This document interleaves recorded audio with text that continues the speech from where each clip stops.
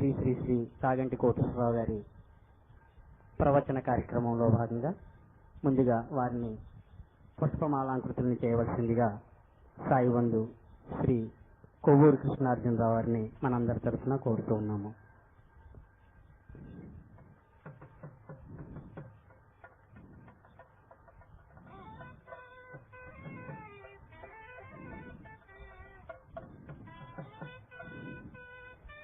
శ్రీ సచిదానంద సమర్థ సద్గురు సాయినాథ్ మహారాజ్ की శ్రీ సచిదానంద సమర్థ సద్గురు సాయినాథ్ మహారాజ్ की శ్రీ సచిదానంద సమర్థ సద్గురు సాయినాథ్ మహారాజ్ की తదుపరి సాయి బంధు శ్రీ డాక్టర్ పాలచర్ల బాబురావు గారిని వేదిక మీదకి వచ్చి శ్రీ శ్రీ శ్రీ శ్రీ చాగంటి కోటేశ్వరరావు గారిని పుష్పమాలాంకృతం చేయవలసిందిగా కోరుతూ ఉన్నాం.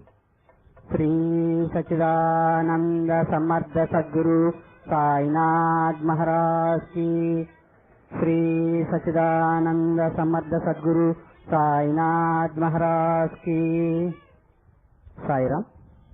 మూడవ రోజు కార్యక్రమంలో భాగంగా పూజ్య శ్రీ శ్రీ శ్రీ శ్రీ చాగంటి కోటేశ్వరరావు గారు వారి అమూల్యమైన సందేశాన్ని మనకు అందజేస్తారు. దయచేసి ప్రతి ఒక్కరూ భక్తి శ్రద్ధలతో శ్రద్ధాసాబురితో మరే ఇతర అనవసరమైన ఆలోచనలు లేకుండా వారు చెప్పే ప్రతి విషయాన్ని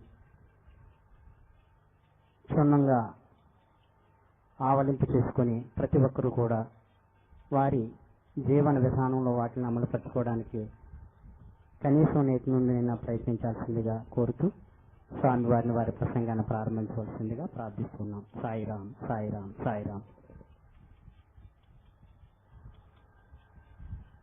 శుక్లాంబరధరం విష్ణుం శశివర్ణం చతుర్భుజం ప్రసన్నవదనం ధ్యాయేత్ సర్వవిఘ్నోపశాంతయేత్. గురుర్బ్రహ్మా గురుర్విష్ణుః గురుర్దేవో మహేశ్వరః గురుస్సాక్షాత్ పరం బ్రహ్మ తస్మై శ్రీ గురవే నమః. వ్యాసాయ విష్ణురూపాయ వ్యాసరూపాయ విష్ణవే నమో వై బ్రహ్మనిధయే వాసిష్ఠాయ నమో నమః. కూజంతం రామ రామేతి మధురం మధురాక్షరం ఆరుహ్య కవితా శాఖాం వందే వాల్మీకి కోకిలం. శృతిస్మృతిపురాణానాం ఆలయం కరుణాలయం నమామి భగవత్పాదశంకరం లోకశంకరం. వాగర్ధావివటం ప్రక్తం వాగర్ధ ప్రతిపత్తయే జగతః పితరౌ వందే పార్వతీ పరమేశ్వరౌ. సుప్తిం సమగ్రయతున స్వయమేవ లక్ష్మీః శ్రీరంగరాజమహిషీ మధురైకటాక్షైః. వైదగ్ధ్యవర్ణగుణగుంభనగౌరవైర్యాం కండూలకర్ణకుహరాः కవయోధయంతి. హైమోత్వపుండ్రమజహన్మకుటం సునాసం మందస్మితం మకరకుండలచారుగండం. బింబాధరం బహుళదీర్ఘకృపాకటాక్షం శ్రీవేంకటైకముఖమాత్మని సన్నిధత్తాం. మనోజవం మరుతతుల్యవేగం జితేంద్రియం బుద్ధిమతాం వరిష్టం. వాతాత్మజం వనరయూధముఖ్యం శ్రీరామదూతం శిరసా నమామి. ఆపదామపహత్తారం దాతారం సర్వసంపదాం లోకాభిరామం శ్రీరామం భూయో భూయో నమామ్యహం. శ్రీరామచంద్రం శ్రుతపారిజాతం సీతాముఖాంబోరుహచించరీకః. సమస్తకల్యాణగుణాభిరామः నిరంతరం మంగళమాతనోతు. సింధూరారుణ విగ్రహాం త్రినయనాం మాణిక్యమౌళిస్ఫురత్తారానాయకశేఖరాం స్మితముఖీం ఆపీనవక్షోరుహాం. పాణిభ్యాం అళిపూర్ణరత్నచషకం రక్తోత్పలం బిభ్రతీం సౌమ్యాం రత్నఘటస్థరక్తచరణాం ధ్యాయేత్పరేదంబికాం. సదానింబవృక్షస్య మూలాధివాసాత్ స్పృహాశ్రావిణం తిక్తమప్యప్రియంతం. తరుం కల్పవృక్షాధికం సాధయంతం నమామీశ్వరం సద్గురుం సాయినాథం. హరి ఓం. పరమేశ్వర స్వరూపమైన సభకి నమస్కారం.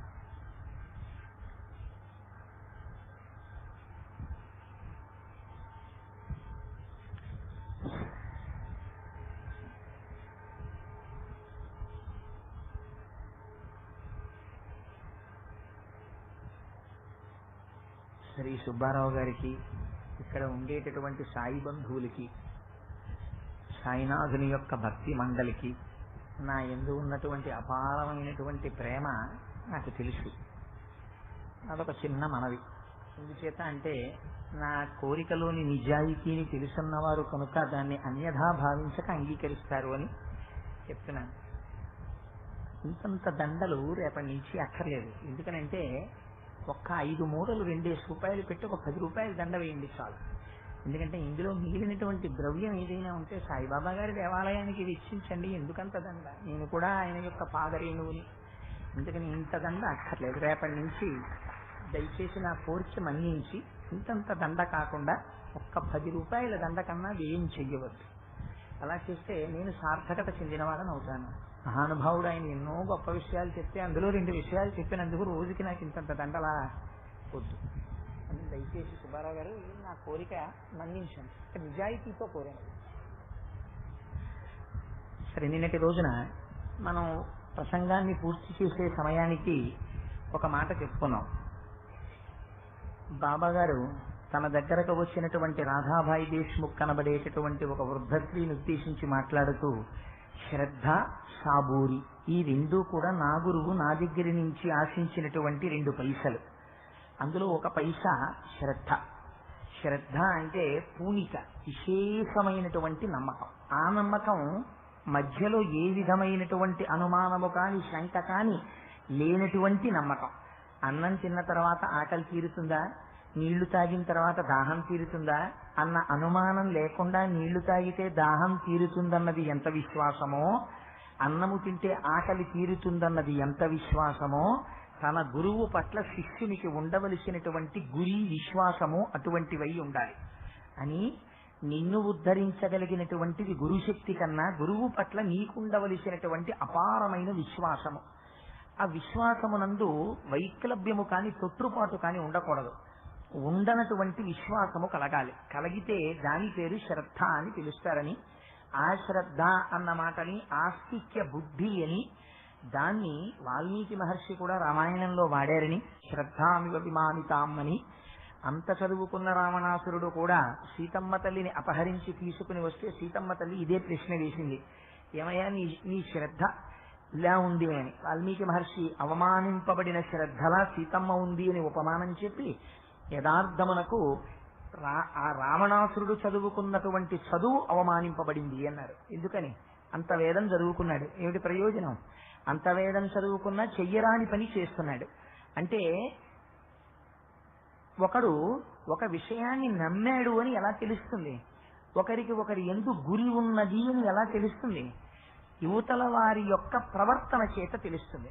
మీరు నమ్మినది నిజమైతే ఆ నమ్మిక మీ ప్రవర్తన యందు ఆవిష్కరింపబడాలి, ఆ నమ్మిక మీ మాట యందు ఆవిష్కరింపబడాలి. అలా ఆవిష్కరింపబడిందనుకోండి, మీరు నమ్మినట్టు లెక్క. మీకు నమ్మకం లేదని ఎలా తెలుస్తుంది? అనుమానం వెంటాడుతూనే ఉంటుంది. అందుకే శ్రద్ధ గురించి, సరే మళ్ళీ నేను ఆ శ్రద్ధ గురించి మొదలు పెడితే మళ్ళీ ప్రసంగం అటువైపు వెళ్ళిపోతుంది. అందుకని ఆ శ్రద్ధ గురించి చెప్తూ పక్కనే సాబూరి గురించి కూడా బాబా గారు ప్రస్తావన చేశారు. సాబూరి అనేటటువంటి మాట చాలా గంభీరమైనటువంటి మాట వాడారు, చాలా లోతైనటువంటి భావన కలిగిన మాట వాడారు. దేనికి సాబూరి అసలు? సాబూరి అంటే సహనము. సహనము అంటే దేనికి సహనం? సహనం అంటే ఓర్పు. అవన్నీ పర్యాయ పదాలు, ఇంచుమించు దగ్గరగా అర్థం వచ్చేటటువంటి మాటలు. లేదా వేసి ఉండుట, లేదా తొట్టుపాటు పడకుండుట, లేదా తనకున్నటువంటి విశ్వాసాన్ని మధ్యలో వదలకుండా ఉండుట, లేదా నిరీక్షించుట, లేదా ప్రయోజనము సిద్ధించే వరకు కూడా ఉండగలుగుట. ఇవన్నీ దానికి పర్యాయ పదాలుగా అర్థాన్ని సూచిస్తాయి. అయితే మనకు ఒక అనుమానం వస్తుంది. ఒక గురువు ఉన్నారు, ఆ గురువు పట్ల ఒక శిష్యుడికి ఒక గురి ఏర్పడింది. అసలు ఈ రెండో అనుమానం ఎందుకు? ఆ గురి ఉంటుందా, అది అలా నిలబడుతుందా, ఓర్పుతో అలా ఉంటాడా ఫలితానికి? ఈ మాట ఎందుకు వాడవలసి వచ్చింది అసలు బాబా గారు సాబూరి అన్న మాటని? అంటే మీకు ఒక యథార్థమైన విషయాన్ని నేను ఇక్కడ విజ్ఞాపన చేయాలి. విశ్వాసము అనేది ఏర్పడడం ఒకప్పుడు ఏర్పడచ్చు. ఏర్పడినటువంటి విశ్వాసం 2 కారణాల చేత పోతుంది. బాగా జ్ఞాపకం పెట్టుకోండి. ఇది ఉపాసనా సంబంధమైనటువంటి రహస్యం. దీన్నంతటినీ కలిపి 3 అక్షరాల్లో పెట్టేశారు బాబా గారు. అమ్మాయి ఇది నా దగ్గర పుచ్చుకున్నారు, ఆగి పైసా అన్నారంటే 2 కారణముల వల్ల మీ విశ్వాసము చెడిపోతుంది. మీరు భగవంతుణ్ణి విశ్వసించారు. కొన్ని గురువుని పక్కన పెట్టండి, నేను గురువు అనేటటువంటి పదం అవమానింపబడడానికి నేను వ్యతిరేకిని. అందుకని ఉదాహరణకి కూడా నేను దాన్ని వాడినా. భగవంతుడు నన్ను క్షమించుగాక చెప్పవలసి వచ్చినందుకు ఈ ఉపమానం వాడినందుకు. మీరు భగవంతుని యొక్క స్వరూపాన్ని విశ్వసించారు, ఈశ్వరుడు ఉన్నాడు అని నమ్మారు. నమ్మి మీ జీవితాన్ని ఈశ్వరాభిముఖంగా నడిపించుకుంటున్నారు. అంతేగా ఉపాసన అంటే. ఉపాసన అంటే ఏమిటి?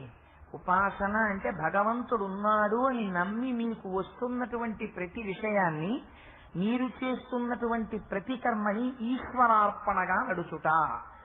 ఏ ఫలితం రానివ్వండి, ఈశ్వరుడు నాకు ఇచ్చాడు అని మీరు నమ్మి ఉండగలుగుట. అలా ఉంటే మీరు ఉపాసనా మార్గంలో ఉన్నట్టు, మీరు భగవంతుణ్ణి నమ్మి ప్రవర్తించినట్టు. దానికే ఉపాసన అని పేరు. హనుమ, నేను 100 యోజనముల సముద్రాన్ని దాటతాను. ఎలా? యథా రాఘవ నిర్ముక్త శరశ్వసన విక్రమ గచ్చేత ప్రత్యమిష్యామి లంకాం రావణ పాలితాం. రామచంద్రమూర్తి యొక్క బంగారు కోదండము నుంచి వినిర్ముక్తమైన బాణం ఎలా వెడుతుందో అలా వెడతాను. బాణందా శక్తి, విడిచిన రాముడిదా శక్తి. రామశక్తి బాణంలో ప్రవేశించి వెడుతోంది. అలా నేను ఏది పొందనివ్వండి, ఒక పని చేశాను, కోటేశ్వరరావు గారు చేశారు అంటారు, కానీ లోపల నేను నమ్మను. ఈశ్వరుడు నా చేత చేయించాడు, నేను మార్చుకుంటాను. ఎలా? మీరు కోటేశ్వరరావు గారు చేశారు అంటే ఉదాహరణ నా మీద పెట్టుకుని చెప్తానండి, ఘనతకి చెప్పుకోవడం లేదు. నేను వెంటనే లోపల అనుకుంటాను, ఈశ్వర నువ్వు నా చేత ఈ పని చేయించి నన్ను కృతార్థుడను చేసితివి అంటాను. ఇప్పుడు నేను ఎక్కడున్నట్టు? ఉపాసన మార్గమునందున్నట్టు. ఎందుకని? అలాగే మీరు నన్ను రేపు తిట్టచ్చు దేనికైనా, కోటేశ్వరరావు గారు ధూర్తుడు ఈ పని చేశాడు అని ఒక అనస్సు. అప్పుడు నేను ఈశ్వర, ఏ జన్మలోనో నేను చేసినటువంటి పాపము ప్రజలు నన్ను సక్రమముగా అర్థము చేసుకోలేక నన్ను నిందించుట అన్న చర్యల వలన పోయినది. ఇప్పుడు ఏమైంది? నా పట్ల వచ్చిన దూషణ కానీ నాకు వచ్చిన భూషణ కానీ రెండూ సమానంగా ఈశ్వరార్పణం అయిపోయాయి.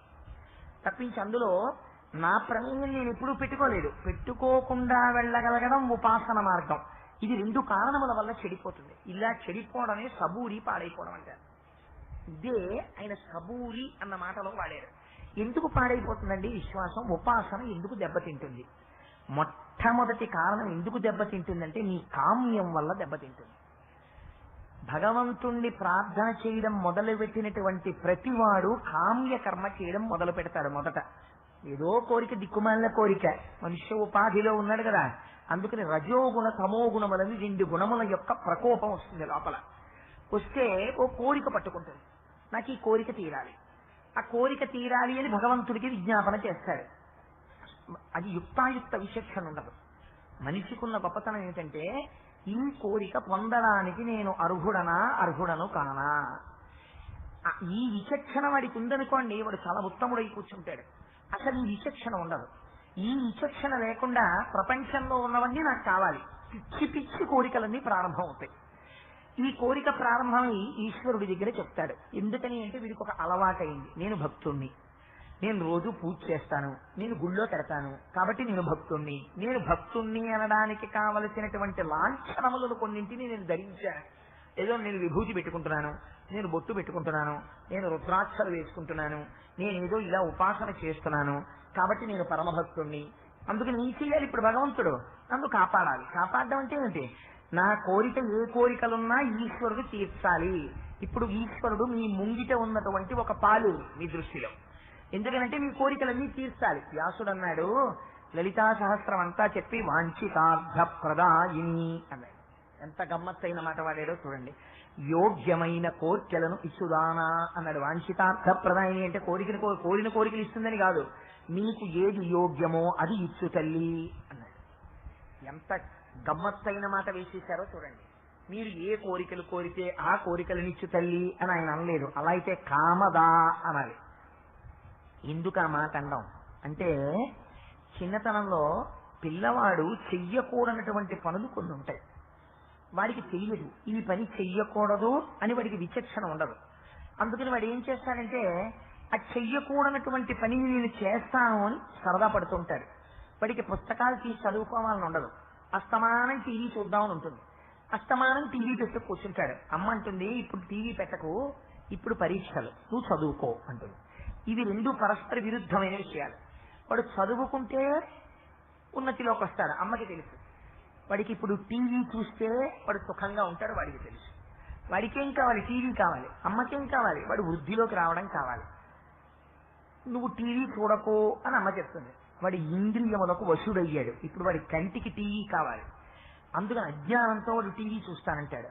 2 మార్లు చెప్తుంది, 3 మార్లు చెప్తుంది. అమ్మ ఏం చేస్తుందంటే చెవి నిలేసి లాగి 2 లెంపకాయలు కొట్టి టీవీ కట్టేసి గదిలోకి తీసుకెళ్లి కూర్చొని చదువుకోని తలిపేస్తుంది. వాడికి వెంటనే ఏమొస్తుంది చెప్పండి? మా అమ్మ పరమ పూజనీయురాలు, మా అమ్మ నన్ను ఇలా చెవి మెలిపెట్టి టీవీ కట్టేసి గదిలో కూర్చోపెట్టబట్టి కదా నేను చదువుకుంటున్నాను, ఆహా మా అమ్మ ఇలా చేయకపోతే నేను ఎంత పాడైపోతున్నాను వాడు అంటాడా? మీరు ఒకసారి ఆలోచించండి. భార్య భర్త మీద కూడా అలాగే ఉంటుంది, భర్త భార్య మీద కూడా అలాగే ఉంటాడు. ఎంత వయస్సు వచ్చినా జ్ఞానం లేకపోతే శిక్ష రూపంలో వస్తున్నటువంటి అనుగ్రహాన్ని గుర్తించుకోలేక అమ్మ మీద కోపం, ఆ కళ్ళిలా నిలువేసుకుంటూ అవును టీవీ నాకైతే కట్టేస్తుంది, వీళ్ళు మాత్రం చూడొచ్చు 9 వరకు, నేను మాత్రం చూడకూడదు, అమ్మ ఎందుకు చూడొద్దంటే వాడికి అనవసరం, వాడు నింద చేస్తాడు. ఎందుకని? తన కోరిక తీరలేదు. ఓ పిల్లవాడు అజ్ఞానంతో ఎలా తల్లిని నింద చేస్తాడో భక్తుడైన వాడు పరమాత్మని కూడా అలాగే నింద చేస్తాడు. ఎందుకు? వాడి కోరిక తీరలేదు. ఇందులో మళ్ళీ సాబూరిలో గొప్పతనం ఏమిటో తెలుసా అండి? ఇందులో మళ్ళీ ఓ గమ్మత్తు ఉంటుంది. వ్యభిచారము అన్నారు శాస్త్రంలో. భక్తి వ్యభిచారం ఒకటి మొదలు పెడతాడు. ఏమిటా భక్తి వ్యభిచారం అంటే? నేను పార్వతీ పరమేశ్వరుల్ని పూజ చేశానండి కొంతకాలం, పూజ చేస్తే నా కోరికలు తీరలేదు, అందుకని ఏమంటే ఇంకో దేవుడు ఎవరైనా ఉన్నాడా, ఇంకో దేవుడు ఎవరైనా ఉపాసన చేస్తే నా కోరికలు తొందరగా తీరుతాయా, నేను అటువైపుకి వెళ్ళిపోతాను అంటే ఇంకో అజ్ఞానుడు ఉంటాడు. వీడికి వాడి అజ్ఞానం తోడవుతుంది.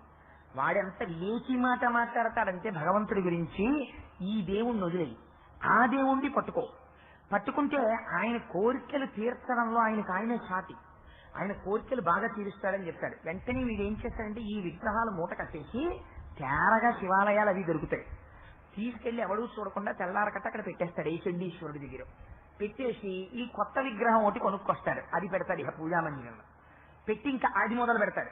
ఆ నామం ఆ మూర్తి అవి కొన్నాళ్ళు చేస్తాడు. వీడి కర్మ ఫలితాన్ని ఎవడికి తీసేస్తాడు. అందుకని చెప్పి అక్కడ ఏం కలిసి రాదు వీడికి. మళ్ళీ 3వ వాడు దొరుకుతాడు, మళ్ళీ వాడోటి చెప్తాడు. జబ్బుకి మందు చెప్పేవాడు, భగవంతుడి గురించి సలహా చెప్పేవాడు ప్రపంచంలో చాలా ఎక్కువ, ప్రామాణికంగా చెప్పేవాడు తక్కువ. అందుకని చెప్పి వాడేం చెప్తాడంటే 3వ దేవుణ్ణి తెచ్చుకోమంటాడు. అప్పుడు వీరు ఏం చేస్తారంటే వాడు ఇవి మూట కట్టేస్తాడు, కట్టేసి ఆ దేవుణ్ణి తెచ్చి అక్కడ పెడతాడు. మీరు ఒక్కటి ఆలోచించండి, నిజంగా దేవుళ్ళు అన్న వాళ్ళు ఇంతమంది ఉన్నారనుకోండి ప్రపంచంలో, ఇన్ని లోకాలు, ఇంతమంది దేవుళ్ళు నిజంగా యథార్థంగా ప్రపంచంలో ఉన్నారనుకోండి, ఎవడి ఫాలోయింగ్ వాడికి ఉంటుంది. కోటేశ్వరరావు కొన్నాళ్ళు నా భక్తుడు, వీడిని వాడు మార్చేశాడు అనవసరంగాను, వాడు మార్చేసి నా భక్తుల సంఖ్య తగ్గిపోతోంది, అటువైపుకి పెంచేస్తున్నాడు, వీడి సంగతి చెప్తాను చూడని చెప్పి ఆ ప్రచారం చేస్తున్న వాడిని దెబ్బ కొట్టేస్తాడు. ముందు దెబ్బ కొట్టేసి వాళ్ళు లేకుండా చేసేసి ఈ కక్షలు ఎక్కడికి వెళ్ళిపోతాయంటే దేవుళ్ళు కొట్టుకోవడం మొదలు పెడతారు. సహజం కదా మరి. అలా చూస్తూ ఊరుకుంటాడండి, ఎవరు లేకుండా పోతేను వాళ్ళు కొట్టుకుంటే ఏమైపోతుందంటే పురాణాలు వేదాలు ఇవన్నీ ఎక్కడికెడతాయంటే దేవుళ్ళ యుద్ధాలకు వెళ్ళిపోతాయి. ఎంత అమాయకత్వం చూడండి. ఇదో వ్యభిచారం. తన భార్య ఇంట్లో ఉండగా వేరొక స్త్రీ దగ్గరికి వెళ్ళిన వాడు ఎంత బుద్ధిహీనుడో, అంత బుద్ధిహీనుడు భగవంతుని యొక్క ఒక స్వరూపాన్ని విడిచిపెట్టి ఇంకొక స్వరూపాన్ని ఆరాధన చేస్తానన్నవాడు. శాస్త్రం అలా చెప్పలేదు. పూజ చేస్తే శాస్త్రం ఏం చెప్పిందంటే నువ్వు ఎవరిని పూజ చేస్తున్నావో వారిలో సమస్త దేవతలని దర్శనం చెయ్యమని చెప్పింది. అలా సమస్త దేవతలని ఈ ఆరాధనామూర్తి యందు చూచుట, వీడి కన్నవాడు భిన్నము కాదు అనుట జ్ఞానం. అలా కాకుండా ఒక్కొక్కడు ఉంటాడు, వాడికి ఎంతసేపు భయం ఏమిటంటే వాడు నియమం పెట్టుకుంటాడు, రోజు 5 గుళ్ళు చూడాలి. నేను చాలా మందిని చూశాను ఇలాంటి వాళ్ళని. 5 గుళ్ళు చూడాలి. వాడు ఆ రోజున ఏ కారణం చేతో 3 గుళ్ళ దగ్గరికి వెళ్ళిన తర్వాత పెద్ద వాన మొదలవుతుంది. మొదలైతే మరి ఆ వానలో ఎలా పెడతాడు? 4వ గుడికి 3వ గుళ్ళు నిల్చుంటాడు, 10 అయిపోతుంది టైం, ఆఫీస్కి వెళ్ళిపోవాలి. అందుకని వాడు ఏం చేస్తాడంటే 4వ గుడికి వెళ్ళడానికి కుదరలేదు, ఇంటికి వెళ్ళిపోయాడు. ఇంటికి వెళ్తే ఆఫీస్కి వచ్చేసాడు కానీ వాడికి మనస్సు అనుమానం, 3 దేవుళ్ళు చేసే మేలు కన్నా వెళ్ళని 2 దేవుళ్ళు వీడిని పాడు చేసేస్తారు ఇవాళ. నేను వెళ్ళలేదు ఇవాళ 2 గుళ్ళకి, వాళ్ళకి అదే పనే. అటెండెన్స్ రిజిస్టర్ ఎత్తుకుని ఇవాళ ఫలానా కోటేశ్వరరావు ఈ 2 గుళ్ళకి రాలేదు, వీడి పని చెప్తాను చూడు, వీడు ఎక్కడున్నాడని వెతికి వీడి ఆఫీసులో ఉన్నాడు, ఇవాళ వీడితో ఫైల్ తప్పుడు రాయించేస్తాను, ఇలా అటెండెన్స్ పెట్టి కూర్చుని ఇదే పని. ఇంకా భగవంతుడికి నీ స్థాయిలో నీ భావనలో నువ్వు ఇప్పుడు భగవంతుణ్ణి ఏ స్థాయిలోకి తీసుకొచ్చి కూర్చోపెట్టావు నువ్వు ఎప్పుడు ఆలోచించు. నీ దృష్టిలో భగవంతుడు అంటే ఒక శాడిస్ట్. నీ దృష్టిలో భగవంతుడు అంటే ఈయన్ని తీసేసి ఆయన ఎట్టేస్తే ఆయనకి తెలియదు. ఈయన సంతోషిస్తాడు, వాడిని బలి తీశాడరా నన్ను ఎట్టాడని వీడి కోరికలు తీరుస్తాడు. ఇంతకన్నా హీనమైన ఆలోచన ప్రపంచంలో ఇంకోటి ఉంటుందా? ఇవన్నీ బాబా గారు తన నోటితో చెప్పకుండా సాబూరి. అందుకే ఉపాసన అనేటటువంటి దాన్ని మొదలు పెడితే ఎలా వెళ్ళాలి ఉపాసన అంటే బుద్ధి వికసనమునకు తోడ్పడాలి ఉపాసన. నీకు ఎప్పుడు అదే పనిగా ఇంత కలిసి వచ్చేదే పని అనుకోకూడదు. లాటరీ టికెట్ కలిసే నాకు లాటరీ తగిలేయాలి, లాటరీ తగలలేదనుకోండి ఇంక నన్ను భగవంతుడు ఏం కాపాడాడంటే నాకు లాటరీ తగలద్దా, నాకు లాటరీ తగలలేదు నన్ను దేవుడు చూసినట్టే. ఇంత రామాయణం చెప్పాను, నా పేరు మీద ఓ టోకెన్ తీసుకెళ్లి డబ్బాలో వేశాను, నాకు తగలలేదు. రామాయణానికి రానికి వాడికి తగిలేసింది, ఏం కష్టాడు రాముడు, ఇంకెప్పుడు చెప్పను రామాయణం అన్నాను అనుకోండి నేను బుద్ధిహీనుని. అదేమిటి మీకు లాటరీ తగిలించడానికే రాముడు ఉన్నాడు? అందుకు కాదు, రామాయణం చదువుకుంటే నీ ప్రవర్తన ఉద్ధరింపబడాలి. ఇలా కాకుండా హేయమైనటువంటి కోరికలు పెట్టుకుంటారు. అసలు కోరిక కోరడం అంతటి దౌర్భాగ్యమైనటువంటిది ఇంకొకటి లేదు.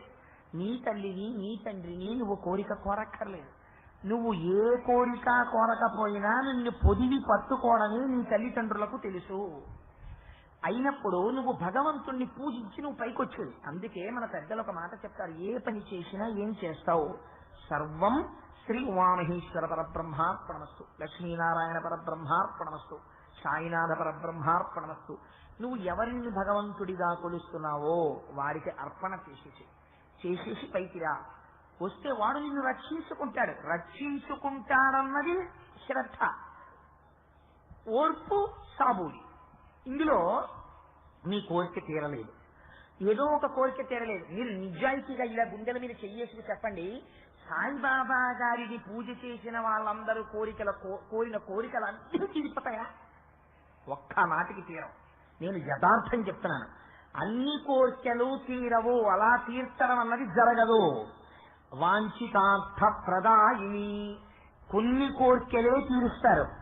అయితే నీకొకటి చెప్తున్నాను, తీరేటప్పుడు కొన్నిసార్లు భగవంతుడు మీకు చేసిన ప్రయోజనము మీకు తెలియవలసిన అవసరం కూడా లేదు, తెలియదు కూడా.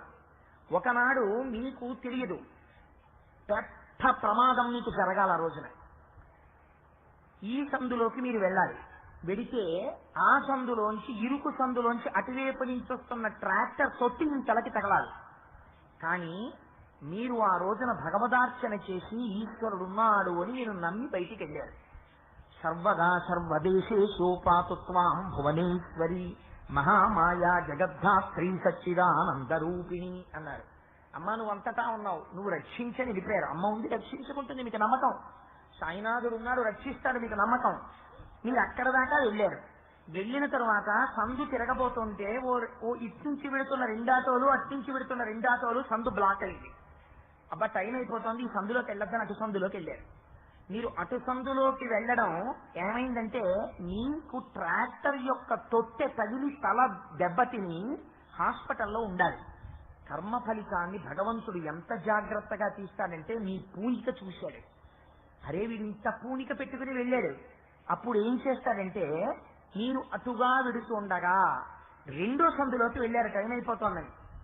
ఎవడో పైనుంచి ఆ పక్కనున్న అపార్ట్మెంట్ లో 3వ అంతస్తులోంచి తాగేసిన కోడిగుడ్లని పైకి విసిరాడు. ఒక కోడిగుడ్డు డౌన్ వచ్చి మీ తలకి తగిలింది. దానికి ఉన్నటువంటి ఏదో స్మరణ మీకు అంటుకుంది. మీరు ఒకసారి స్ఫోటరాపి ఏమమ్మా ఇలాంటి పని చేసి ఏదో పొరపాటు అయిపోయిందండి, చూడలేదు, క్షమించండి అండి ఆవిడ. మీకు విజ్ఞానం ఉన్నవాళ్ళు కాబట్టి ఇంకంతకన్నా మాట్లాడలేదు, క్షమించండి అన్న తర్వాత ఆవిడ పిల్లాడితో గ్లాసు నీళ్లు పంపించింది, కడిగేసుకున్నారు. స్కూటర్ ఆపలేదా? మీ తల మీద ఏదో పడకూడనది పడలేదా? మీరు దాన్ని కడుక్కోలేదా? మీ మనస్సులో వ్యగ్రత పొందలేదా? మీరు మళ్ళీ తిరిగి వెళ్ళలేదా? ఇవన్నీ జరిగాయి. ఏది తప్పిపోయింది? హాస్పిటల్కి వెళ్ళడం అన్నది తప్పిపోయింది. ఇది మీకు తెలుసా? ముందు సందులోకి వెడితే ప్రమాదం జరిగి ఉండేది, రెండో సందులోకి వెళ్ళడం వల్ల నేను ఇవాళ రక్షింపబడ్డానని మీకు తెలుసా? లేకపోతే భగవంతుడు అయ్యో వీడి గుర్తించట్లేదు, నేను వచ్చి వీడికి ఒకసారి చెప్పొద్దామని వచ్చి చెప్తాడా? చెప్పక్కర్లేదు. ఇది పూనిక అంటారు. మీరు ఓర్పుతో ఉండడమే, భగవంతుడు మిమ్మల్ని రక్షిస్తూనే ఉంటాడు. ఇది ఏ స్థాయికి వెళ్ళాలంటే సాబూరి అంటే మీకు ఒక కష్టం వచ్చింది అనుకోండి, అది అప్పటికి కష్టం అనిపిస్తుంది మీకు. కానీ ఈ కష్టాన్ని ఇచ్చి భగవంతుడు నన్ను ఎంత రక్షించాడో అని మీరు అనుకోగలగాలి. కోడిగుడ్డు డొల్ల మీ తల మీద పడితే ఇవాళ కోడిగుడ్డు డొల్ల నా తల మీద పడి భగవంతుడు నన్ను ఎంత రక్షించాడో అనుకోవాలి. మీ గేరువైరు చిట్ట చివరకు వచ్చేసింది, తెగిపోవడానికి సిద్ధంగా ఉంది. మీ అంత నిర్లక్ష్యం మనిషి ప్రపంచంలో ఉండడు. దేన్నైనా వాయిదా వేయడమే మీ పని. అటువంటి వారు అనుకోకుండా ఆఫీస్కి వెళ్ళి కూర్చున్న తర్వాత మీకు అత్యంత మిత్రుడైన వాడు దగ్గరికి వచ్చాడు, మీరు తాళం చెవులు ఇచ్చి ఏమిటో నాయ ఫస్ట్ గేర్ వేస్తే ఇలా పోతోంది అన్నారు. వెంటనే అతనన్నాడు, అప్పటి వరకు ఖాళీ లేకుండా ఎక్కడో కూర్చుని రోజు ఏదో పని చేస్తున్నవాడు ఆ రోజే ఖాళీ అయ్యాడు.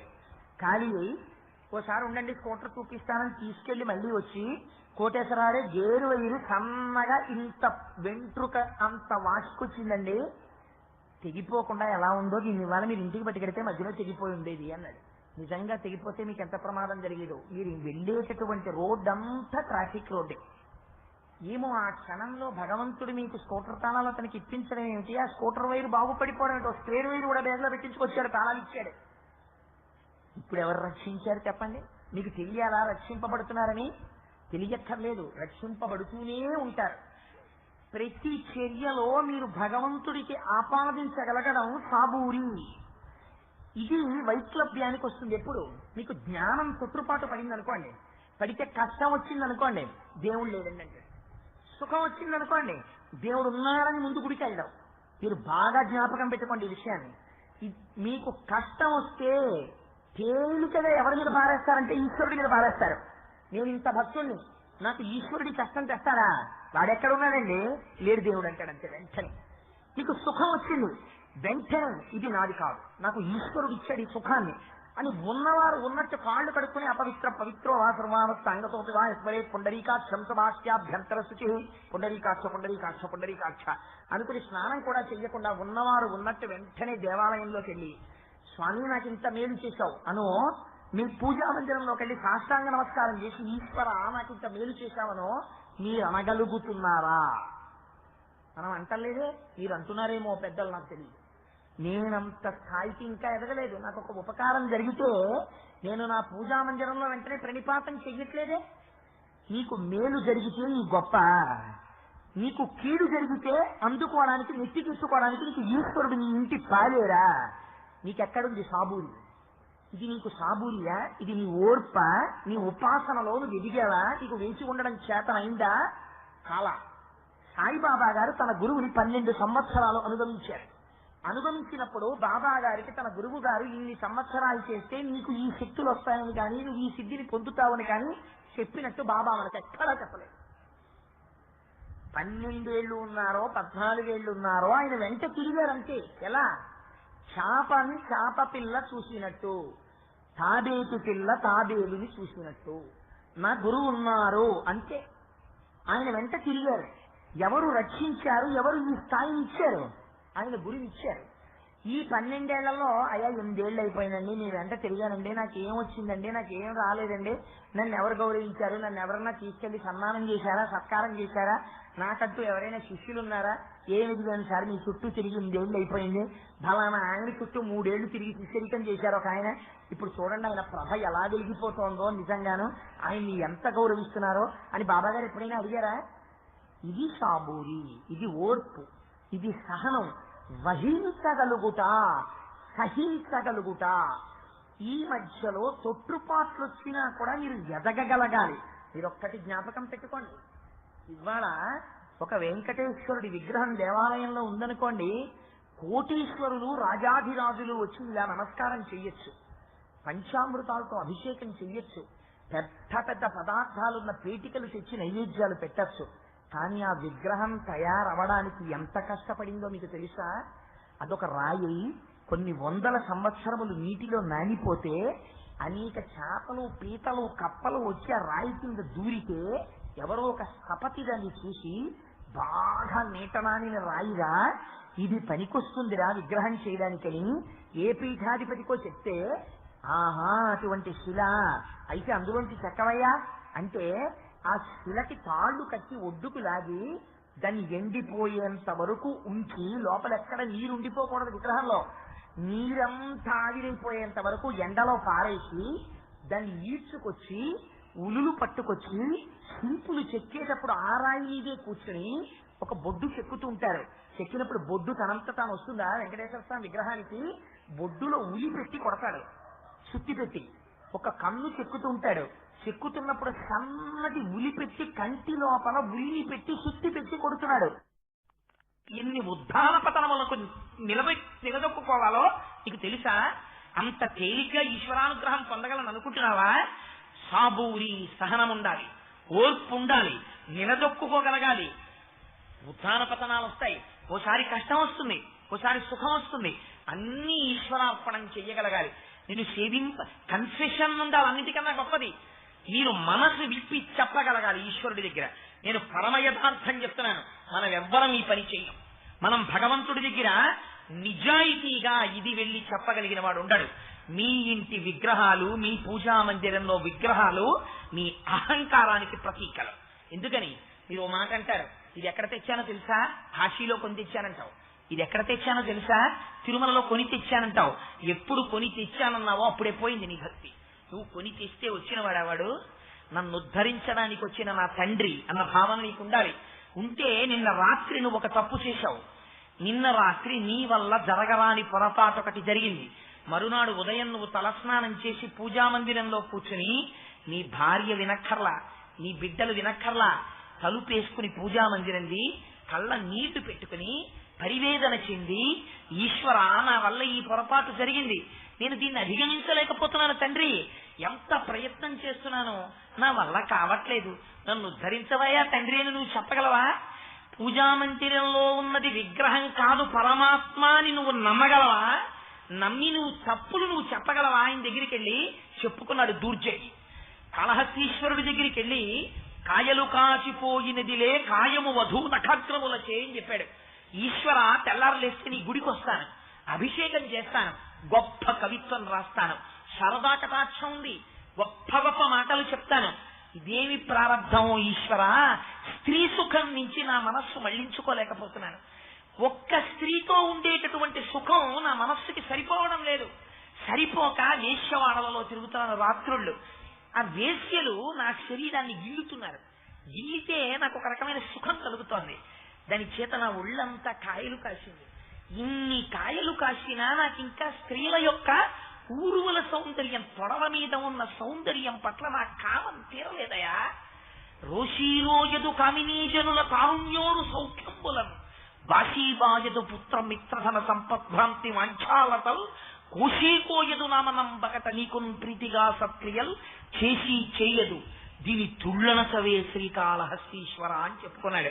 నీ జీవితం మొత్తం మీద నువ్వు నీ పూజా మందిరం ముందు కూర్చుని నువ్వు చేసిన తప్పు కన్నీళ్లతో ఈశ్వరుడికి చెప్పుకున్న సంఘటన ఒకటి నాకు చూపించు.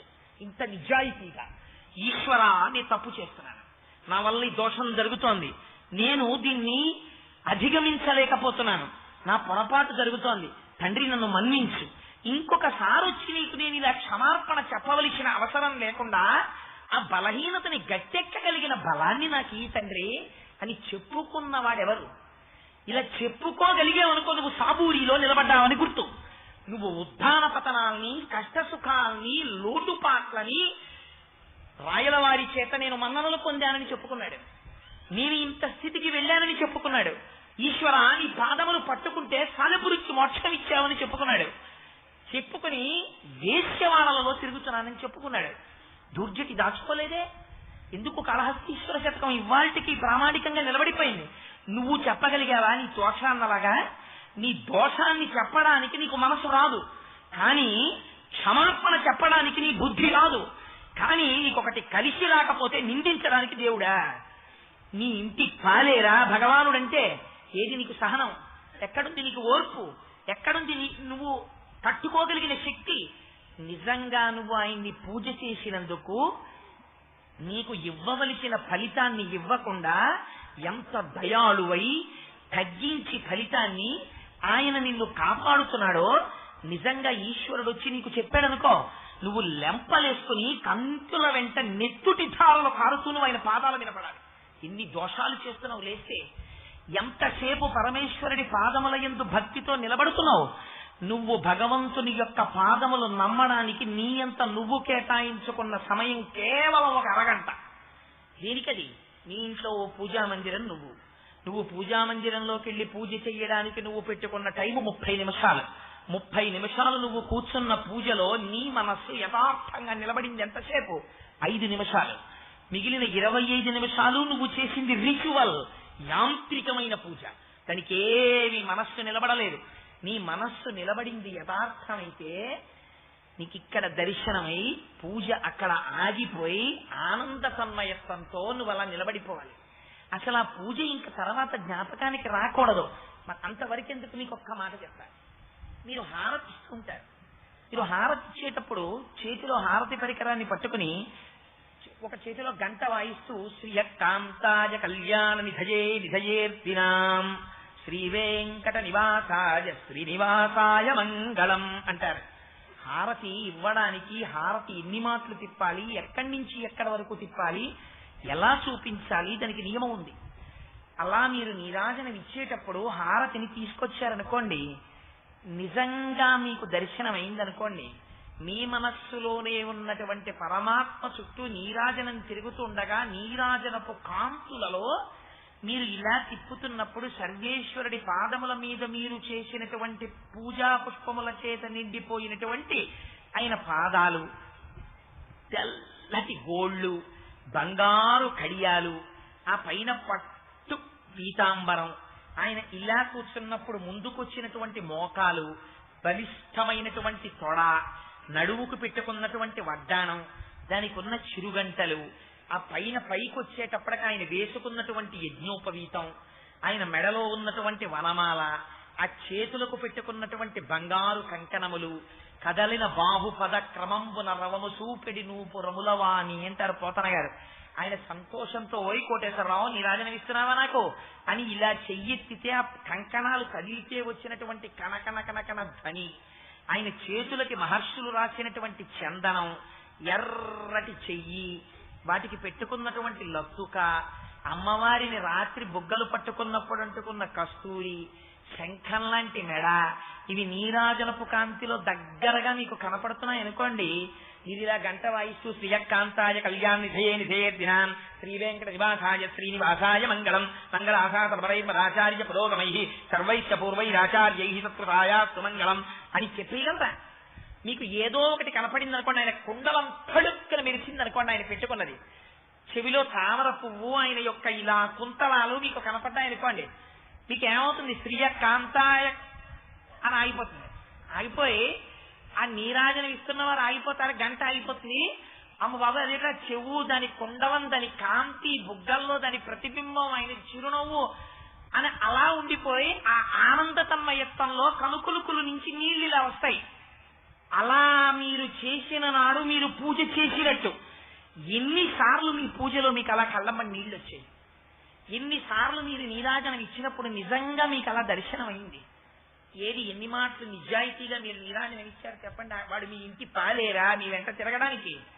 అదే మీ అబ్బాయికి మీరు అన్నం పెట్టారనుకోండి, వాడు అమ్మ నాకు వద్దమ్మా నేను వెళ్ళిపోతానమ్మా, నాకు వద్దమ్మా నేను వెళ్ళిపోతానమ్మా అంటే మీరు వదిలేస్తారా?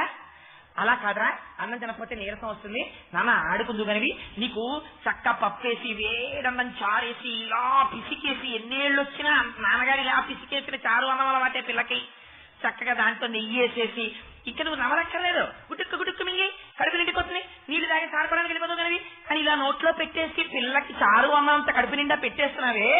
ఏది నీకు నిజంగా నీ ఇంట్లో తల్లిదండ్రులు నిన్ను రక్షిస్తున్నవాడన్న పూనిక నీకుంటే ఒక్కనాడు నైవేద్యం అలా పెట్టావా?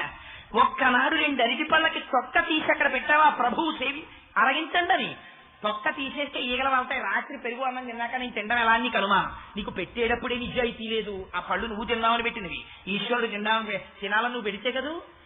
ఎందులో నీకు నిజాయితీ ఉందని ఈశ్వరుడు నిన్ను కాపాడాలి. నిజానికి అయినా వాడు నిజంగా నీ దిక్కుమాలిన భక్తి చూస్తే, నువ్వంటే నువ్వు కాదు నన్ను మహాప్రభు, నీ భక్తి చూస్తే ఈశ్వరుడు ఇంకేం అపకారం చెయ్యక్కర్లా, ఇందులోంచి బయటికి వెళ్ళిపోతే చాలు చెయ్యి దూరుతున్నాడు. కానీ వాడు ఎడుతున్నాడా?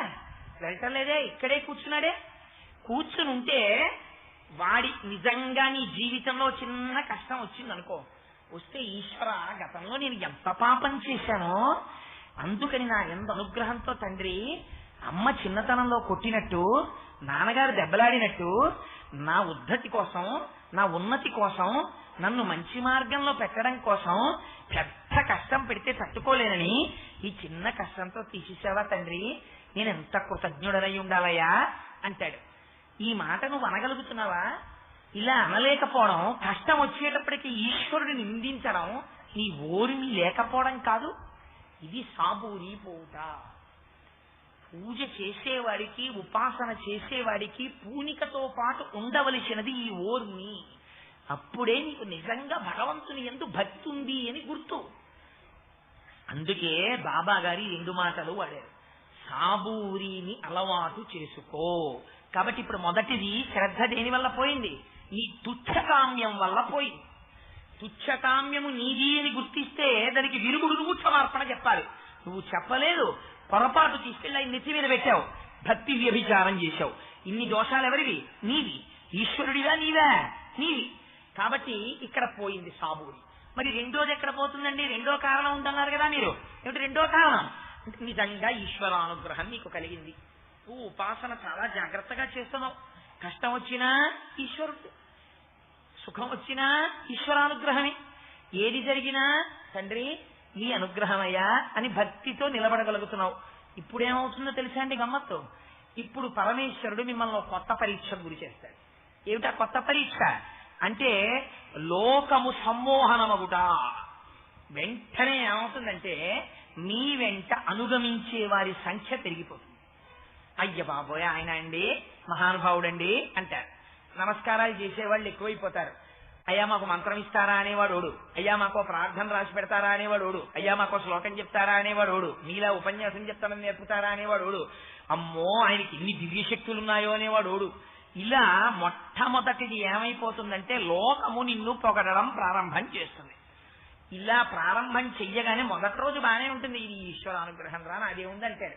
రెండో రోజు కొంచెం అనుమానంగా అంటారా, ఈశ్వరుడు చేయనంటావా, నేనే కదా పుస్తకాలు అవి కష్టపడి చదివాను, ఫోన్లే పోయిందే ఉంది, ఆయన ఫోన్లే ఆయనదే అని పైన అంటారు. లోపల మాత్రం లేదండి నేను కూడా కొంచెం చేశాను అనుకుంటారు.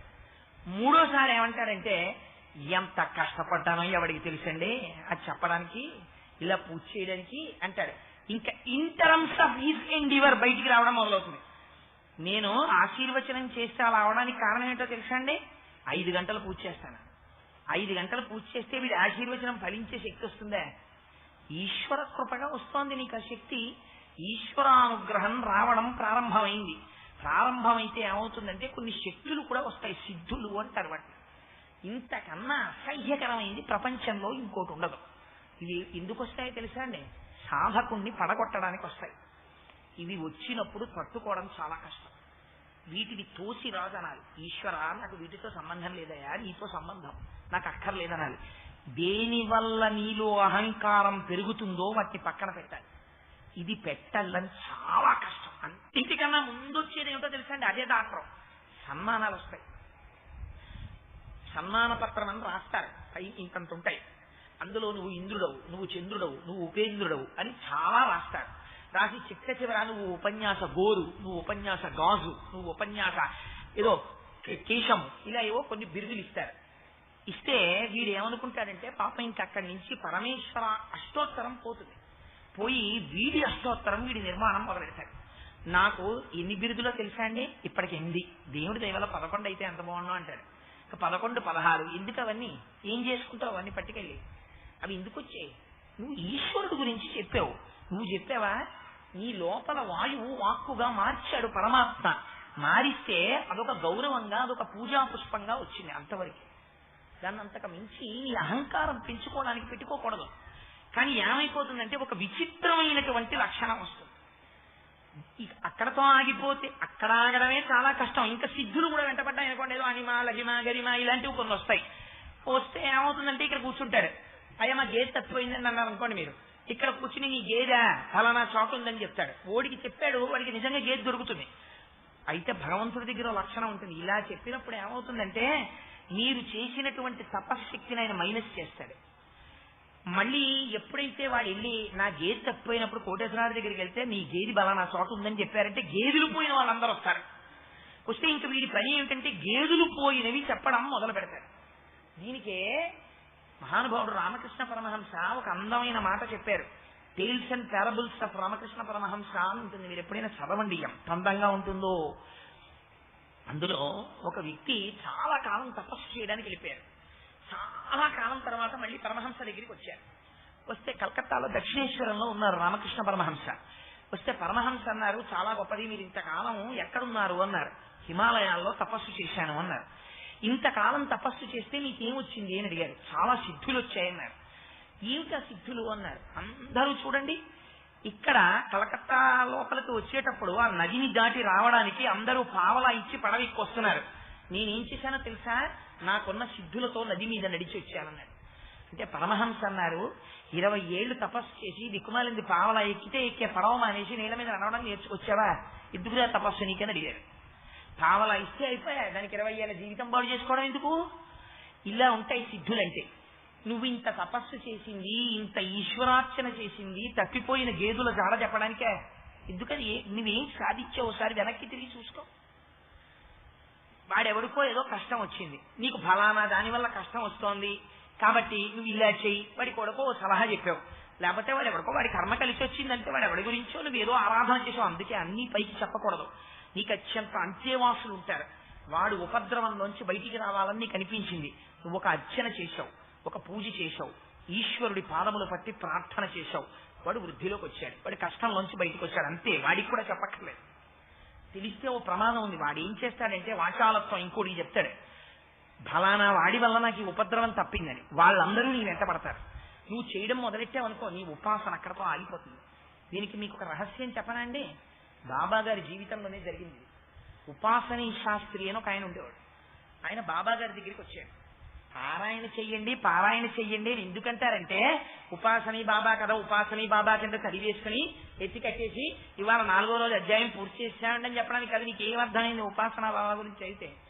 నువ్వు దాన్ని ఇంకొక చోటికి అనుసంధానం చేసుకోవాలి. అది పువ్వులు అనేక ఉంటాయి, ఇంతవరకు తెల్ల పూలు కడితే అక్కడ 4 ఎర్ర పూలు కట్టుకోవాలి, అప్పుడే దండకంగా అని చెప్పారు. నీకు గత జన్మ పుణ్యము నువ్వు పొందగలవు. నీ మనస్సు తొందరగా భగవంతుడి వైపుకి వెడుతుంది. అందుకని నువ్వు ఒక పని చెయ్యి, ఖండోబా దేవాలయంలో కూర్చో. ఖండోబా దేవాలయం అంటే ఈశ్వరాలయం. ఇక్కడ ఉండు, 4 సంవత్సరాలు ఉండు. ఆయన కాల వ్యవధి కూడా చెప్పారు. పాపం ఎంత ఉదారంగా చెప్పారో చూడండి. 4 ఏళ్లు నా దగ్గర ఉంటే నేను చెప్పినట్టుగా నువ్వు అభ్యాసం చేస్తే నువ్వు ఒక గొప్ప స్థితికి వెళతావు. ఆయన ఉద్దేశం ఏమిటంటే ఆత్మ యొక్క స్థితిని తెలుసుకోగలుగుతాడు. పరమ ప్రయోజనం ఏమి అంటే ఆత్మ సాక్షాత్కారము. అందుకని నీకు ఆత్మ సాక్షాత్కారం అవుతుంది, అంతే బాబాగారి ఉద్దేశ్యం. అందుకని నువ్వు 4 ఏళ్లు ఉండమన్నారు. ఒక గురువుగా ఆయన, శిష్యుడుగా ఆయన ఉన్నారు. ఆయన ఈయనకి ఏం చెప్పారు, ఈయన ఆయన దగ్గర ఏం నేర్చుకున్నారు మీకు అనవసరం. అది గురు శిష్యుల మధ్య రహస్యం. మంత్రం ఎంత రహస్యమో అనుష్ఠానం అంతే రహస్యం. అది గురు శిష్యులకే తెలుస్తుంది. ఆయన ఏదో చెప్పారు, ఈయన ఏదో చేయడం మొదలుపెట్టారు. అలా జరుగుతోంది. జరుగుతుంటే ఏమొచ్చాయో తెలుసా అండి? ముందు ఆత్మజ్ఞానం రాదు, ఆత్మ సాక్షాత్కారం రాదు, సిద్ధులు వస్తాయి. సర్వాత్మత్వమితి స్ఫుటీకృతమిదం యస్మాదముష్మిన్స్తవే తేనాశ్వశ్రవణాత్ తదర్థమననాధ్యానాక్ష సంకీర్తనాత్. శంకర భగవత్పాదులు దక్షిణామూర్తి స్తోత్రంలో చెప్తారు. దక్షిణామూర్తి స్తోత్రాన్ని బాగా చదివి అందులో ఉన్నటువంటి అర్థాన్ని తెలుసుకోవడం మొదలు పెడితే సర్వాత్మత్వమితి స్ఫుటీకృతమిదం యస్మాదముష్మిన్స్తవే, దానితో పాటుగా కొన్ని సిద్ధులు ముందొస్తాయి. అయితే ఈ సిద్ధుల విషయంలో మీరు ఎలా ఉండాలి? మీరు ఉపన్యాసానికి బయలుదేరి వస్తున్నారు. వస్తుండేటప్పుడు దొరగారి కారు ఎక్కుదామని దొరగారి కారు పెట్టినటువంటి చెట్టు కిందకెళ్ళి నిలబడ్డారు. నిలబడి ఉత్తరీయం ఇలా వేసుకుని కారులోకి ఎక్కబోతున్నారు. చెట్టు మీద కూర్చున్నటువంటి కాకి రెట్ట వేసింది ఉత్తరీయం మీద. చూసుకున్నారు, రెట్ట ఇక్కడ పడింది. దాని దుర్గంధం ముక్కులోకి వస్తోంది. మీరు తొందరగా ఏం చేస్తారు? బయటికి వచ్చారు కాబట్టి మళ్ళీ లోపలికి వెళ్ళరు. కాబట్టి ఎదురింటి వారినమ్మా ఒక్క గ్లాసులు నీళ్లు ఇవ్వండి అని అడుగుతారు. అడిగి ఉత్తరీయం తీసి ఓసారి నీళ్లు పోసి ఓ ఆకో ఓ రాయో తీసి కడిగేస్తారు. కడిగేస్తే ఓ మత్స అక్కడ ఉంటుంది. ఆ మత్స గురించి మీకు ఇంకా పట్టింపు ఉండదు, దాని విషయం సాకలి చూస్తూ మీరు ప్రస్తుతానికి ఉత్తరీయాన్ని తిప్పి వేసేసుకుంటారు. వేసేసుకుని ఉపన్యాసానికి వచ్చేస్తారు తప్ప, ఒకవేళ ఇక్కడ వాయిస పుష్పం అంటే కాకి వేసినటువంటి రెట్ట చాలా అందంగా ఉందనుకోండి, ఏదో ఒక వజ్రమో వైఢూర్యమో పెట్టినట్టుగా అనిపించింది అనుకోండి, భలే ఉందండి మీ ఉత్తరీయం మీదేదో వజ్రం పెట్టినట్టుంది కాకి రెట్ట అన్నాడు అనుకోండి ఎవరో, ఇది భలే ఉందిరా అయితే అలాగే ఉంచుకుంటానండి అన్నాను అనుకోండి నేను. అప్పుడు మీరు ఏమంటారు నన్ను? ఇప్పుడు పిచ్చాడా ఎదురేది కాకి రెట్ట తెచ్చి వజ్రంలా ఉందని ఉంచుకోవడం ఏంటని అడగరు నన్ను మీరు. సిద్ధులు కూడా అంతే. మీరు సిద్ధిని పట్టుకున్నారనుకోండి, నాకు సిద్ధులు చాలా బాగా వచ్చేస్తున్నాయని దాని మీద ఆభిముఖ్యం పెట్టారనుకోండి, భ్రష్టుడైపోతాడు. ఎందుకంటే అక్కడ ఆగిపోతాడు. అది కొన్నాళ్ళకి ఏమవుతుందంటే మీలో ఉన్న తపశ్శక్తి కరిగిపోతుంది. కరిగిపోయే వరకు పని చేస్తుంది. ఈ పని చేయడానికి ఎవరు కారణం? లోకం మీ వెంట పడ్డం మొదలవుతుంది. ఏమన్నా మా అబ్బాయి తప్పిపోయాడు, ఎక్కడ ఉన్నాడు? వీడు వెంటనే ఏం చేస్తాడంటే ఫలానా చోట ఉన్నాడు, ఇక్కడి నుంచే దివ్య దర్శనం చేస్తాడు. ఇక్కడ నుంచి వాడు గ్రద్దగా ఊహించుకుంటాడు, గ్రద్దలా ఇక్కడి నుంచి ఇంకో చోటుకి వెళ్ళిపోతాడు. అలా వెళ్ళిపోతే ఏమవుతుంది? అదో సరదా. అందుకని వాడికి చెప్తాడు, చూడవయ్యా ఇక్కడి నుంచి ఫోన్ చేసి మీరు ఒకసారి మా ఇంటికి వస్తే బాగుండను సార్, ఒక్కసారి మా ఇంటికి రావాలంటే ఎవడో ఆగ్రా నుంచి ఫోన్ చేసి నీకు నన్ను చూడాలనుందా, ఖచ్చితంగా 8 గంటలకి మీ ఇంట్లో ఉంటాను చూడంటే వీడికి సిద్ధి ఉండి ఇది వెళ్ళగలడు. అందుకని సూక్ష్మ రూపంలో వెళ్ళిపోతాడు అక్కడికి. వాడు చూశాడు 8ంటికి, చాలా తెల్లబోయాడు. ఏంటంటే అలా వచ్చారు సార్, 7 ఫోన్ చేశారు, 8ంటికి నిజంగా వచ్చేసారు. అమ్మ బాబోయ్ ఎన్ని సిద్ధులున్నాయో అని మిమ్మల్ని రకరకాల యాంగిల్స్ లో ఫోటోలు తీసి పెద్ద పెద్ద ఫోటోలు తీసి అవి పూజ చేయడం మొదలు పెడతాడు. ఊరుకుంటాడు ఏంటి? వాడికి ఏ కష్టం వచ్చినా మీకు ఫోన్ చేస్తాడు, తీరా కష్టాలు తీర్చాడు. మీ ఆత్మదర్శనం ఏమైంది? అలాగే ఉంది. మీకేమయ్యాయి? ఈ సిద్ధుల వల్ల మీ తపశ్శక్తి నాశనం అయిపోవడం మొదలుపెట్టింది. మొదలు పెడితే ఏమవుతుంది? మీరు ఎప్పటికీ ఆత్మసాక్షాత్కారం అవదు. ఉపాసనీ బాబాకి ఇదే జరిగింది. 4 ఏళ్లు ఉండని చెప్పారు, ఆయనకి సిద్ధులు రావడం మొదలెట్టాయి. దక్షిణామూర్తి శ్లోకానికి శ్రీశ్వరాచార్యుల వారు వార్తికం రాశారు. అందులో ఏమని రాశారో తెలుసా అండి సిద్ధుల గురించి? నేను అందుకే చెప్పా, తెలిసి తెలియని వాళ్ళు చాలా మంది బాబా గురించి నా దగ్గర మాట్లాడడం నేను విన్నాను. ఏమిటంటే అదో పెద్ద క్రెడెన్షియల్, మేము బాబా భక్తులు అండి, మేము బాబా భక్తులు అండి అంటారు. ఆల్ రైట్, నువ్వు బాబా భక్తుడివి కావచ్చు. ఏమిటయ్యా అన్నాం అనుకోండి, వాళ్ళు వెంటనే చెప్పే మాట ఏంటంటే బాబాకి సిద్ధులు ఉండేవండి అనకూడదు. బాబాకి సిద్ధులున్నాయి, బాబాకి సిద్ధులు ఉండడం ఏంటి? నువ్వు చూసావా? బాబాకి సిద్ధులున్నాయి అని నువ్వు చెప్తే దాని అర్థం ఏంటంటే బాబా బజార్లో సిద్ధులు ప్రదర్శన చేశారని. అంతకన్నా హీనమైన మాట ఇంకోతుందా? నీ గురువు గురించి, నీ భగవంతుడి గురించి నువ్వు అలా మాట్లాడచ్చా? మాట్లాడకూడదు. సురేశ్వరాచార్యులు వారు వార్తికం రాస్తూ ఒక మాట చెప్పారు. మంచి శీతాకాలం, చలి ఎముకలు కురికేస్తోంది. భర్త అన్నాడు, ఏమే చాలా ఆకలిగా ఉంది, ఓ రొట్టేసి పెట్టవే అన్నాడు. భార్య పొయ్యి వెలిగించి రొట్టె వేసింది. రొట్టె కాలుతోంది, పొయ్యిలోంచి ఆ వేడి తగులుతోంది భార్యకి. చాలా హాయిగా ఉంది పొయ్యి దగ్గర నిలబడితే. అందుకని అలా పారవస్యంతో నిలబడింది భార్య. మీరు చాలా జాగ్రత్తగా అర్థం చేసుకోండి వార్తికాన్ని. అలా నిలబడింది, పొయ్యి వేడి తగులుతోంది.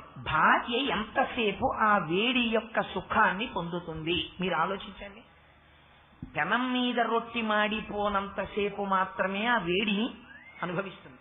రొట్టి మాడిపోవడం మొదలుపెట్టింది అనుకోండి, పొయ్యి చాలా వేడిగా హాయిగా ఉంది, రొట్టె మాడిపోతే ఎవరికి కావాలని చెప్పి అలాగే నించుంటుందా? నించోదు. రొట్టె తిరగేస్తుంది. తిరగేసిన తర్వాత మళ్ళీ కొంతసేపు నించుంటుంది. రొట్టె పూర్తిగా కాలి సిద్ధమైపోయింది అనుకోండి, ఇప్పుడు పొయ్యిలోంచి వచ్చే వేడి కోసం రొట్టె మార్చుకుంటుందా? రొట్టి భర్తకి ఇవ్వడానికి సిద్ధమైపోయింది కాబట్టి పొయ్యి ఆర్పేసి రొట్టి పట్టుకు వెళ్ళిపోతుందా? పొయ్యిలోంచి వచ్చేటటువంటి వేడి అనుషంగిక ప్రయోజనం, రొట్టె కాలడం ప్రధాన ప్రయోజనం, ఆత్మదర్శనం అవ్వడం ప్రధాన ప్రయోజనం, పొయ్యిలోంచి వేడి రావడం అనుషంగిక ప్రయోజనం, సిద్ధులు రావడం. ఈ సిద్ధులకి వశపడ్డాడు అనుకోండి, ఉపాసనీ బాబా ఇలాంటి సిద్ధులు కొన్ని ప్రదర్శించడం మొదలుపెట్టాడు. మొదలు పెడితే ఆయన దగ్గరికి ఎవరు వచ్చారో తెలుసా? ధనికులు వచ్చారు. ఎందుకని? వాళ్ళకే ఉంటాయి కోరికలన్నీ. బాబాకి, ఉపాసనీ బాబాకి ఒక్కటే తేడా మీరు చూడండి. మీకు ఇక్కడే నేను ఈ విషయాన్ని ఆవిష్కరణ చేస్తాను. బాబా దగ్గరికి కూడా వచ్చేవారు ధనికులు. వచ్చి ఆయన్ని పట్టుకు పిక్కు తినేసేవారు. మాకు ఇంకా డబ్బు కావాలి, ఇంకా డబ్బు కావాలి, ఏం చేయమంటావు, ఏం చేయమంటావు అని. ఉపాసనీ బాబా దగ్గరికి వచ్చారు. ఉపాసనీ బాబాని మీరు మా ఊరు రండి, మీకు అంత సన్మానం చేస్తాం, అంత సత్కారం చేస్తాం, మీరు నిజంగా మీరు వస్తే మా ఊళ్ళో పొంగిపోతారు, అది ఇది అన్నారు. అంటే ఆయన ఎవరికి చెప్పకుండా వెళ్ళిపోయాడో తెలుసా అండి? సాయిబాబా గారికి చెప్పకుండా వెళ్ళిపోయాడు. ఇప్పుడు ఏమైంది? సబూరిలో దోషం వచ్చిందా లేదా? ఓర్మి ఉందా? ఆత్మదర్శనం అయ్యేంత వరకు ఆయన లేడు 4 ఏళ్ళు. So saburi is a very typical term. Baba దాన్ని అంత తేలిగ్గా వాడేయలేదు. శ్రద్ధా సాబూరి. ఆయన జీవితం అంతా ఈ రెంటి మధ్యలోనే నడుస్తుంది. అల్లామాలి.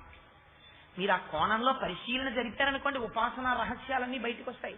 నేను అందుకే నిన్న రోజున ఒక మాట అన్నా, శ్రద్ధా సాబూరి వీటి రెండింటి గురించి 3 నెలలు మాట్లాడచ్చు అన్నాను. నేనేం పరిహాసానికి ఆ మాట అనలేదు మహాప్రభు. అందుకని ఉపాసనీ బాబా అక్కడెక్కడికో వెళ్ళిపోయాడు. ఆయన వెళ్ళిపోయి సిద్ధులన్నీ ప్రదర్శించడం మొదలెట్టాడు. కొన్నాళ్ళు అయింది, ఆయనకే అర్థమైంది, వీళ్ళందరూ నా చుట్టూ ఎన్నాళ్ళు తిరుగుతారంటే, వీళ్ళందరూ నా దగ్గరికి ఎందుకు వస్తారంటే నా సిద్ధుల మీద వ్యామోహంతో వస్తున్నారు. వీళ్ళ కోర్కెలు తీర్చుకోవడానికి నన్ను ఒక పనిముట్టుగా వాడుకుంటున్నారు తప్ప నా దగ్గర ఈ తపశ్శక్తి ఖర్చు అయిపోతే వీళ్ళెవ్వరూ నా మొహం చూడరు. నాది పొరపాటు అయిపోయింది అనుకున్నాడు. తిరిగి వచ్చాడు. తిరిగి వచ్చి సాయిబాబా గారి దగ్గరికి వచ్చారు. భ్రష్టుడైన శిష్యుణ్ణి కూడా గురువులు ఏమన్నారు, ఆయన ఏమన్నారో తెలుసా అండి? ఖండోబా దేవాలయంలో ఉండు అన్నారు. ఆ తర్వాత ఉపాసనీ బాబా సాయిబాబా గారి స్థాయిని పొందినట్టు మనకి పారాయణలో ఎక్కడైనా చెప్పారా? చెప్పలేదు. అంటే ఏమైపోయింది? ఆత్మదర్శనము భ్రష్టమైనది. ఆత్మదర్శనం 4 ఏళ్ళు బాబా గారి దగ్గర ఉండుంటే ఉపాసనీ బాబా మరొక సాయిబాబా.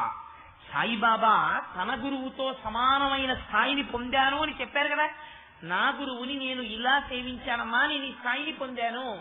మరి సాయిబాబాని ఉపాసన చేసి ఉపాసనీ బాబా ఎందుకు చేరలేదు? భ్రష్ట కోర్కెలకు సిద్ధులకు వశుడైనాడు. అయినప్పుడు మీరు సాయిబాబాకి సిద్ధులున్నాయని చెప్తే మీరు బాబా శిష్యులా, మీరు బాబా భక్తులా? మీకు తెలియదు ఏ మాట ఎక్కడ వాడాలో. తెలియకుండా పెద్ద పెద్ద మాటలు మీరు వాడేస్తున్నారు. ఒక సభలో ఒక మహానుభావుడు ఒక ఆయన్ని చాలా గొప్పగా పొగడాలనుకున్నాడు. వీరు ఇంద్రుడు, వీరు చంద్రుడు, వీరు ఉపేంద్రుడు, వీరు ఎంత కీర్తి గణించారో తెలుసా, వీరు ఎంత గొప్పవారో తెలుసా, వీరు కీర్తిశేషుడు అన్నాడు. ఏమైంది దాని మాటకి? వాడికి కీర్తిశేషుడు అంటే తెలియదు. తెలియక వీడు కీర్తిశేషులు అన్నాడు. వీడు కీర్తిశేషుడు అంటే వీడు చచ్చిపోయినవాడు అని. వీడి కీర్తి మాత్రమే శేషంగా ఉంది, వీడు లేడు అని. ఆ మాట వాడే స్థాయిలో బాగుంది కదా, చాలా సంతోషంగా సరదాగా ఉందని వాడేశాడు. వాడేస్తే ఏమవుతుంది? లేనిపోని ప్రమాదాలు వస్తాయి. నీకు తెలుసున్న మాటలు నువ్వు వాడు, నీకు తెలియని మాటలు నువ్వు వాడకు. నేను ఎందుకు ఈ మాట చెప్తున్నానంటే, నేను చాలా మంది భక్తుల దగ్గర విన్నాను ఈ మాట. సాయిబాబా గారికి చాలా సిద్ధులు ఉన్నాయండి. కొంతమంది రచయితలు కూడా వాడేశారు ఈ మాట. పొరపాటు ఆ మాటలు వాడకూడదు. సురేశ్వరాచార్యులు వారు వార్తికంలో హెచ్చరిక చేశారు. శంకర భగవత్పాదులు తన స్తోత్రాల్లో హెచ్చరికలు చేశారు. సాయిబాబా గారు ఉపాసనీ బాబా గారి దృష్టాంతంలో బయటకు వచ్చేసింది. బాబా గారి దగ్గర నానావళి అని ఒక శిష్యుడు ఉండేవాడు. అతని పని ఏమిటంటే ఏ కోరిక కోరడు. ఓ పిచ్చాడు ఉన్నట్టు ఉంటాడు. మీకు చెప్పానే, పిచ్చాళ్లా కనపడిన వాడెవడు సామాన్యుడు కాడు ఆధ్యాత్మ విద్యలో. వాడు ప్రచండుడు. మహానుభావుడు రమణ మహర్షి అరుణాచలంలో తిరుగుతుండగా శేషాద్రి స్వామిని ఉండేవారు. అందరూ పిచ్చాడు అనుకునేవారు. ఆయనకి సమస్త సిద్ధులు కరతలామలకం, ఎప్పుడూ ప్రదర్శన చేయలేదు. ఆయనకి కంచి కామాక్షి అమ్మవారు దర్శనమైంది. దర్శనమై నువ్వు అరుణాచలంలో ఉండంటే ఆయన అరుణాచలం వచ్చారు. మొట్టమొదట రమణ మహర్షిని గుర్తుపట్టిన వారు ఆయన. బ్రాహ్మణ స్వామి పాతాళలింగం దగ్గర ఉన్నాడని. కానీ మరి ఎప్పుడైనా శేషాద్రి స్వామి ప్రదర్శించారా విద్యలు? ప్రదర్శించారు. మరి అదే సాయిబాబా గారు మసీదులో కూర్చుని ఉండగా ఒకనాడు, అంటే లోకం ఎంత తేడాగా ఉంటుందో చూడండి, ఇది గుర్తుపట్టడానికి మిమ్మల్ని పారాయణ చేయమని చెప్తారు. బాబా గారు మసీదులో కూర్చున్నారు. ఎవరో ధనికులు వచ్చారు ఆయన దగ్గరికి. వచ్చి వాడు ఏం కోరుకుంటాడు? నాకు ఇంకా డబ్బు కావాలి, నాకు ఇంకా డబ్బు కావాలి, నాకు ఇంకా డబ్బు కావాలి. అంతేకాని డబ్బు అన్నది ఒక మైకం. దాన్ని మీరు నెయ్యి పోసి అగ్నిహోత్రాన్ని ఎలా ఆర్పలేరో బాగా జ్ఞాపకం పెట్టుకోండి. డబ్బుని సంపాదించి సంపాదించి సంపాదించి ఈ స్థాయిలో డబ్బు చాలని మీరు అనలేరు. అదే 7 అవతాల కదా అని రామకృష్ణ పరమహంస చెప్తుండేవారు. ఎంత సంపాదించండి, ఇంకా సంపాదించి ఉంటుంది. డబ్బే పాపము. ఎందుకని అంటే మిమ్మల్ని తిప్పుతూనే ఉంటుంది, దానికి ఆకర్షణ ఉంటుంది. అందుకే పెద్దలు ప్రయత్నపూర్వకంగా ఒక చోట ఆగిపోతారు. ఎందుకని అంటే ఇక సమయం వృధా అయిపోతుంది. వాళ్ళు వచ్చి బాబా గారిని ఓ డబ్బులు డబ్బులు డబ్బులు, ఇంకా డబ్బు రావాలి, ఏం చెయ్యం, ఇంకా డబ్బు రావాలి, ఏం చెయ్యమని అడుగుతున్నారు. అడుగుతుంటే ఆశ్చర్యంగా చూస్తున్నారు బాబా. ఏదిరా ఈ ప్రపంచం ఇలాగా అని. ఉపాసనీ బాబా ఆయన దగ్గర తర్ఫీదు పొందితే అంతమంది ధనికుల చేత గౌరవింపబడ్డారు. బాబా కూడా ఈ ధనికులందరి చేత గౌరవింపబడాలనుకుంటే ఉపాసనీ బాబాలా 4 మాటలు చెప్పలేరా? ఆయన ఏమీ చెప్పలేదు, మౌనంగా ఉన్నారు. ఉంటే ఆయన దగ్గర నానావళి ఏనుండేవాడు, ఒకడు పిచ్చివాళ్ళ ఉండేవాడు. అతను ఆత్మజ్ఞాని. ఆయన పిచ్చి ఏమిటో బాబా గారికి ఒడికే తెలుసు, మిగిలిన వాళ్ళకి ఎలా తెలుస్తుంది?